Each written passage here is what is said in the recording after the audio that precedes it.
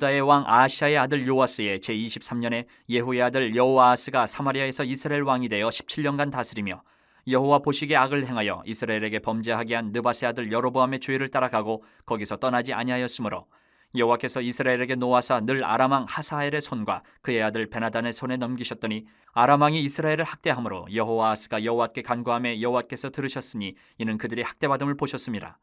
여호와께서 이에 구원자를 이스라엘에게 주심에 이스라엘 자손이 아람 사람의 손에서 벗어나 전과 같이 자기 장막에 거하였으나 그들이 이스라엘에게 범죄하게 한 여로보암 집의 죄에서 떠나지 아니하고 그 안에서 따라 행하며 또 사마리아의 아세라 목상을 그냥 두었더라. 아람 왕이 여호아스의 백성을 멸절하여 타작마당에 티끌같이 되게 하고 마병 50명과 병거 10대와 보병 10,000명 외에는 여호아스에게 남겨두지 아니하였더라. 여호아스의 남은 사적과 행한 모든 일과 그의 업적은 이스라엘 왕 역대지략에 기록되지 아니하였느냐. 여호아스가 그의 조상들과 함께 잠에 사마리아에 장사되고 그 아들 요아스가 대신하여 왕이 되니라. 유다의 왕 요아스의 제37년에 여호아스의 아들 요아스가 사마리아에서 이스라엘 왕이 되어 16년간 다스리며 여호와께서 보시기에 악을 행하여 이스라엘에게 범죄하게 한 느밧의 아들 여로보암의 모든 죄에서 떠나지 아니하고 그 가운데 행하였더라. 요아스의 남은 사적과 행한 모든 일과 유다 왕 아마샤와 싸운 그의 업적은 이스라엘 왕 역대지략에 기록되지 아니하였느냐. 요아스가 그의 조상들과 함께 잠에 이스라엘 왕들과 함께 사마리아에 장사되고 여로보암이 그 자리에 앉으니라. 몸의 건강을 지켜야 하듯이 우리는 영의 건강도 살펴야 합니다. 당연한 거죠. 영이 그러면 병들지 않으려면, 건강하려면 우리는 죄의 결과가 영을 병들게 하고 결국은 멸망시킨다는 것, 이것을 기억해야 되고, 그것을 이겨내려면 하나님이 은혜를 주셔야 된다. 이것을 우리는 잊으면 안 된다라는 거죠. 하나님의 은혜를 잊지 말아야 된다. 그래서 우리는 영이 건강하려면 은혜를 기억하고 죄를 회개해야 된다. 이거죠. 영이 건강한 방법. 오늘 말씀 속에서 그 모습들, 그렇지 못한 모습들 우리가 찾아가면서 묵상하고 교훈을 받기를 바랍니다. 먼저 1절부터 5절을 보면 용서를 해주시고 품어주시는 하나님의 모습이 등장을 해요. 예후의 아들 여호아하스가 여로보암의 죄를 따라갑니다. 북이스라엘을 죄짓게 만든 여로보암의 죄를 따라간다. 이렇게 기록하고 있어요. 결국은 하나님께서 노하셔서 아람을 들어서 북이스라엘을 치게 하세요. 하나님과의 관계를 거듭 강조하시는 거예요. 하나님과의 관계가 어떤가에 따라서, 그 기준에 따라서 한 나라와 개인의 앞날이, 미래가 결정이 됩니다. 하나님과의 관계가 원활하고 좋으면 그 개인과 공동체는 미래가 밝아요. 근데 관계가 좋지 못하면 정반대가 되는 거예요. 멸망으로 가는 거예요. 그러자 이 여호아스가 정신을 차렸는지 하나님께 가서 도움을 구합니다. 자꾸 아람 왕이 쳐들어오니까 하나님 앞에 가서 도움을 구해요. 하나님은 그 기도를 들어주세요. 그렇게 우상 숭배하고 여로보암의 죄에 빠져서 마음대로 갔음에도 불구하고 또 정신 차리고 돌아와서 기도하니까 들어주세요. 그래서 구원자를 보내서 북이스라엘을 건져주십니다. 아람의 공격으로부터. 하나님은 이처럼 우리 죄를 보고 징계를 내리시기도, 벌을 주시기도 하시지만 죄를 깨닫고 뉘우치면 용서해 주시고 구원을 베풀어 주세요. 우리가 죄악에 빠져 있음에도 불구하고 겸손히 주님 앞에 진실하게 나가기만 하면 언제든 품어주신다. 그 은혜가 정말 놀라운 은혜인 거예요. 그게 한 번, 두 번 반복되면 우리 인간적인 생각에는 또 사고 쳤니? 또 내가 용서해 줘야 돼? 막 이렇게 짜증낼 만도 한데 하나님은 그때마다 은혜를 베풀어 주신다. 지금 그래서 저와 여러분들이 죄 가운데 있다면 그 죄에서 하루라도 빨리 돌이켜야 합니다. 하나님은 진실되게 나오기만 하면, 죄를 회개하고 나오기만 하면 언제든지 용서해 주시고 사랑으로 품어주세요. 그것이 하나님의 은혜다. 우리는 이 은혜를 잊으면 안 됩니다. 그런데 그 다음이 문제예요.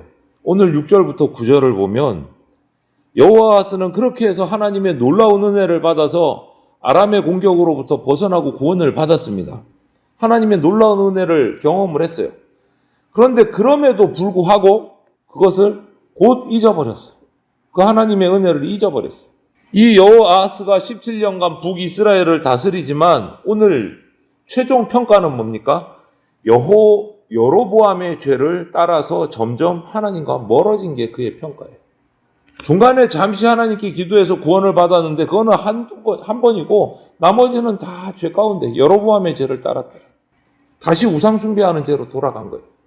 근데 하나님께서는 이 여호아스가 이끄는 이 북이스라엘에 노하시고 진노하셔서 아람 군대를 보내셔서 그 결과로 아람에게 약탈당하고 북이스라엘의 국력이 완전히 뚝뚝뚝 바닥을 치고 떨어져요. 여러분, 하나님과 상관없이 하나님을 멀리하면서 내가 누리는 평안, 성공은 그게 성공이 아니고 평안이 아니다라는 거예요. 일시적인 거예요. 잠시 뒤에는 그 모든 것이 사라져버리는 허무한 거다라는 것을 우리가 잊지 말아야 됩니다. 우리는 신명기서나 이사야서 46장에 말씀하는 것처럼 하나님이 베풀어 주신 그 은혜를 기억해야 돼요. 절대 잊으면 안 됩니다. 이게 무슨 말이냐면 하나님의 은혜를 기억을 하게 되면 우리가 잊지 않고 기억을 하고 있으면 그게 곧 우리의 신앙이 성장하는 길이에요. 하나님의 은혜를 잊지 않는 것이. 하나님의 은혜를 잊는 순간, 잊어버리는 순간 우리는 죄로 돌아갑니다. 우리 속에 죄성이 있기 때문에 하나님이 내게 베푸신 은혜를 기억하지 못하고 잊어버리는 순간 우리는 죄로 돌아가요. 중간은 없어요. 그렇기 때문에 우리의 신앙이 깊어지고 성장하려면 하나님의 은혜를 잊지 말아야 됩니다. 그것이 우리가 성장하는 길이에요. 뭔가 특별하게 막 더해가지고 성장하는 게 아니에요. 하나님이 내게 베푸신 은혜를 잊지 않고 기억하고 있으면 신앙은 성장합니다. 오늘 이 여호아스를 보십시오. 하나님의 그 은혜를 잊어버리는 순간 다시 우상숭배로 여로보암의 죄로 빠져가는 거예요. 은혜를 망각했기 때문에 죄로 이어지는 거예요.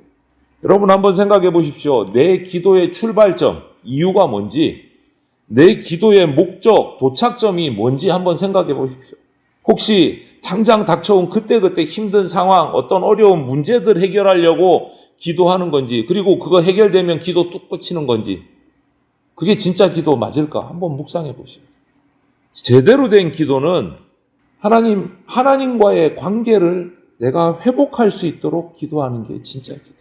하나님과의 관계가 회복하면 힘겨운 상황도 어려운 문제도 극복할 수 있는 힘을 은혜를 베푸시기 때문에 하나님과의 관계가 끊어지지 않도록 기도하셔야 돼요.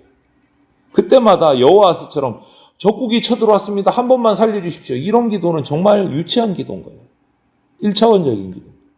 내 자신, 우리 가정, 우리 교회 공동체, 아니면 우리 한국 교회, 우리가 과거에 경험했던 그 하나님의 은혜를 잊지 않도록 기도해야 돼요. 그런데 하나님의 은혜를 잊어버린 채 과거로 돌아가면 죄에 뒹굴 수밖에 없는 것이 우리다라는 것을 우리가 기억해야 됩니다. 여호아스가 그렇게 돌아가서 여로보암의 죄로 또 빠져 들어간 거예요. 그리고 10절, 13절을 보니까 그렇게 여호아스는 죽고 이 여호아스의 왕이 북이스라엘의 왕위를 그의 아들 요아스가 이어받습니다. 근데 동명이인이죠. 남유다에도 보면 아하시아의 아들 요아스가 남유다의 왕이 됩니다. 같은 사람이 아니에요. 이름이 같은 동명이인입니다. 여호아스가 죽고 북이스라엘의 왕좌에 그의 아들 요아스가 왕이 됐습니다. 왕이 된 요아스는 16년 동안 사마리아에서 북이스라엘을 다스립니다. 그런데 아버지보다 조금 더 심한 것 같아요. 그나마 위기 중에는 하나님을 찾으면서 이렇게 하나님 앞에 구원을 받으려고 애썼던 아버지 여호아스 왕의 모습에서 아무것도 배우지 못한 것 같아요. 오늘 기록을 보니까 이 요아스 왕은 그냥 여로보암의 죄만 성실하게 지어갔어요. 우상숭배를 멈추지 않고 결국 그러다 보니까 악이 차곡차곡 쌓여가는 거예요. 원인이 뭡니까? 하나님의 은혜를 잊었기 때문에. 이스라엘 백성들이, 그 선조들이 우상숭배하는 것 때문에 얼마나 하나님 앞에 무서운 심판을 받고 어려운 시련을 겪었는지를 싹 잊어버린 거예요. 그리고 그때마다 기도할 때마다 구원자를 보내주셨던 그 하나님의 은혜도 싹 잊어버린 거예요. 여러분, 이 북이스라엘의 요아스 왕에게 주어진 제일 중요한 임무는 하나님과의 관계 회복입니다. 왕으로서 하나님과의 관계를 회복해서 이 북이스라엘 나라를 개혁하고 바로 세워가야 되는데 그럴 의지가 없었어요. 그냥 여로보암의 죄로만 빠져들어가는 거예요. 주님과 함께 새롭게 시작하는 것은요, 오늘부터입니다. 내일부터가 아니고 오늘부터. 오늘은 바쁜 일이 있으니까 오늘은 말고 내일부터 다시 하나님과 같이. 이거는 날마다 내일이에요. 시작할 수가 없는 거예요. 주님과 함께 새날을 시작하는 것은 오늘 지금 이 시간부터. 지금 아무 문제가 없으니까 하나님 없이 살다가 좀 문제가 생기면 그때 가서 하나님하고 같이 살아가지. 이렇게 하나님을 망각하면 결국 멸망에 이릅니다. 은혜를 잊어버리면 죄로 빠진다. 꼭 기억하십시오. 오늘 본문에 계속 등장하는 여로보암의 죄로 나아갔더라. 여로보암의 죄를 범했더라. 이 여로보암의 죄를 우리가 꼭 기억해야 돼요. 여로보암의 죄는요, 이스라엘이 북이스라엘과 남유다로 분열된 이후에 북이스라엘 사람들이 성전이 있는 남유다의 예루살렘으로 예배하러 가지 못하게 하려고 이 여로보암이 북쪽에 있는 베델과 단에 금송아지 우상을 만들어 놓고 레위인도 아닌데 자격도 없는 사람을 제사장으로 자기 마음대로 임의로 임명해 놓고 여기서 절기를 지켜라. 이것이 여로보암의 죄예요. 이게 무슨 말이냐 하면 하나님의 성전에서 예배드려야 되는데 성전이 없는 상황에서 아무 곳에나 자기 임의로 만들어 놓은 예배의 형태만 유지하고 모든 하나님의 율법도 무시하고 인간 중심으로 내가 세운 이 왕국을 유지하려는 인간 중심의 철학, 인간 중심의 정책, 이게 여로보암의 죄예요. 인간 중심으로 살아가는 그거 여로보암의 죄입니다. 하나님이 우리 인생을 평가하시는 기준은요, 무엇일까요? 그거 정확히 알아야 되잖아요. 하나님의 기준이 무엇인지 정확히 알아야 돼요. 하나님은 우리 인간의 지위, 어떤 이 땅에서의 성과, 이거 가지고 우리 평가하지 않으십니다. 기억하십시오. 하나님이 우리에게 바라시는 것은 거룩함입니다. 지금 내 삶 속에 들어와 있는 우상은 없는지, 여로보암의 죄는 인간 중심으로 살아가는 여로보암의 죄는 없는지, 물질, 명예, 쾌락 등등등 이런 우상들이 내 삶 속에 들어왔는지 살펴야 돼요. 있으면 끊어내고 회개하고 다시 거룩함을 회복해야 돼요. 그것이 하나님이 우리에게 바라시는 기준입니다. 또 한 가지 더 하나님이 우리에게 바라시는 것은 영혼을 구원하는 겁니다. 어떤 위치에 있든지 무엇을 하든지 내 주변의 사람들에게 복음을 힘써 전하는 그런 삶을 살아야 돼요. 그것이 하나님이 우리를 판단하시는 기준이고 우리에게 원하시는 거예요. 거룩함, 복음 전파, 하나님의 은혜와 죄의 결과를 잊어버리고 이 영혼이 병든 채로 살아가고 있지 않는지 우리는 오늘이 여호아스 왕과 요아스 왕을 보면서 살펴야 됩니다. 나를 살펴야 됩니다. 용서와 구원을 베푸시는 하나님이 계시기 때문에 우리는 소망이 있어요. 내게 주신 하나님의 은혜를 잊지 말고 기억하면서 철저하게 자복하고 회개하는 자리가 우리 가운데 반드시 있기를 간절히 소망을 합니다.